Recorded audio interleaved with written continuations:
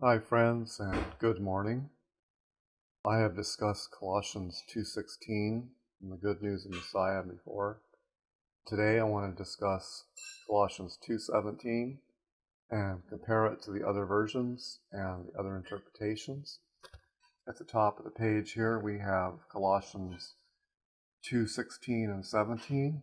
Therefore let no one be judging you in eating and in drinking, either when partaking of a feast or new moon or Sabbath, which are a reflection of things to come, and the Anointed One is the reflecting body. On the left-hand side here, we have the King James Version. I've just posted Colossians 2:17 here, which are a shadow of things to come. The body is of Christ. And on the lower right here, I have the New Testament for Everyone by N.T. Wright, or Thomas Wright, the Anglican bishop. He writes, "These things are a shadow cast by the coming reality, and the body that casts the shadow belongs to the King." So by way of reminder, I will just remind you that Colossians 2:16, it is speaking about a community that is actually keeping the new moons and the Sabbaths and the feast days. And the issue really isn't the keeping of the days, it's about partaking in those days and eating and drinking, either in eating and in drinking, either when partaking of the feast. So it has to do with judging how they were behaving on those days. And they were dealing with Gnostics who were ascetics, do not taste, do not touch, later on in the text. So today I want to compare Colossians 2:17 in the versions. And the issue is not one so much of translation, although there are translation issues, as it is of interpretation and being programmed to interpret the verse incorrectly. The first thing I want you to notice here is that there is essentially very little difference between the translations here, which are a reflection of things to come, is the good news of Messiah. And the anointed is the reflecting body, if you just drop out the italic words reflecting there. And the anointed one is the body, which is essentially the same thing as the King James Version. But the body is of Christ, and except I use the word reflection here, King James uses the word shadow. These are essentially words that mean the same thing. If we looked at N.T. Wright's translation here, his translation reads in sense almost exactly the same way that the Good News of Messiah reads. These are a shadow cast by the coming reality, and the body that casts the shadow belongs to the King. The difference between the Good News of Messiah and N.T. Wright is that N.T. Wright is much more wordy in trying to say the same thing. Okay, so why in verse 17 here do I use the word reflection instead of the word shadow, which are a reflection of things to come, and the Anointed One is the reflecting body? We see here that the Greek word is skia, and if we look in Liddell, Scott, and Jones's lexicon, which I have posted on the bottom here, we see that although the first definition is shadow, it also has a definition meaning reflection, image. And we know this because it's used in cases where in English we would use the word reflection, like a reflection in a pool of water or a mirror. They're actual Greek examples using the word in this sense. So the word means both a shadow and a reflection.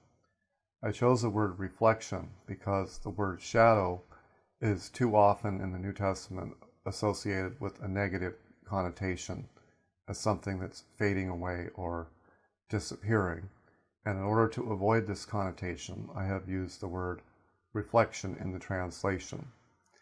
And I have repeated the word here in italics before the word body to show what Paul meant. He meant that the Anointed One, or Messiah, is the body that makes the reflection. Okay, that explains the translation. The rest of this matter has to do with interpretation. And in order to show you how far off the interpretations go, I'm going to show you two more versions beside the King James at the bottom left here and NT Wright at the bottom right here. So let's check out the NIV and see what that says. Okay, here I've posted the NIV and it says, "These were a shadow of things that were to come. The reality, however, is found in Christ." And the first thing we notice here is that the NIV has decided to incorrectly render the present tense Greek, which points to the future, as a past tense, were to come. And so we see that they're putting their interpretation into the text, and also contrary to the Greek grammar. We also see that they've translated the word body as reality, which is a non-literal translation, and serves to disconnect us from that which makes the reflection or the shadow, the body that makes it. So they have distanced us from the actual text. So again, this is based on an anti-law interpretation that they're putting into the text. Okay, so let's check out the Living Bible here. Okay, here's the Living Bible. It says, "For these were only temporary rules that ended when Christ came. They were only shadows of the real thing, of Christ himself." So we see that this translation is an abomination because they have read exactly what they want the text to say into the text by adding words, by changing words around, and by basically making it refer to doctrine rather than the actual text. You notice that they translated it past tense like the NIV. They added the word temporary. They added the word only. They used the real thing instead of the word body. They have thoroughly corrupted their translation here. Okay, let's talk theology here. If you wanted to, we could use the word shadow here, which are a shadow of things to come, and the anointed one is the shadow making body, or the body causing the shadow. This is the sense. Okay, the question is how do you get rid of a shadow? And the answer is, in order to get rid of a shadow, you have to get rid of the body that makes the shadow. Or how do you get rid of a reflection? And then you would have to get rid of the body that makes the reflection. So the reflection actually goes before the body that makes it, or precedes it, and that's how people detect the body that makes it, by watching the shadow. We know that Peter's shadow passed over people and they got healed by it. So why would you want to get rid of a shadow or a reflection if it reflects the real thing, the body that makes it? So this is the sense that Paul is giving to eating and drinking and when partaking in a feast or new moon or Sabbath. These things are reflections of Messiah, as we would say in more modern English. So this is why the Good News of Messiah has a better translation and suggests a better interpretation. And now you see that there are some footnote markers here in the text: phi and C for body, and rho for things to come.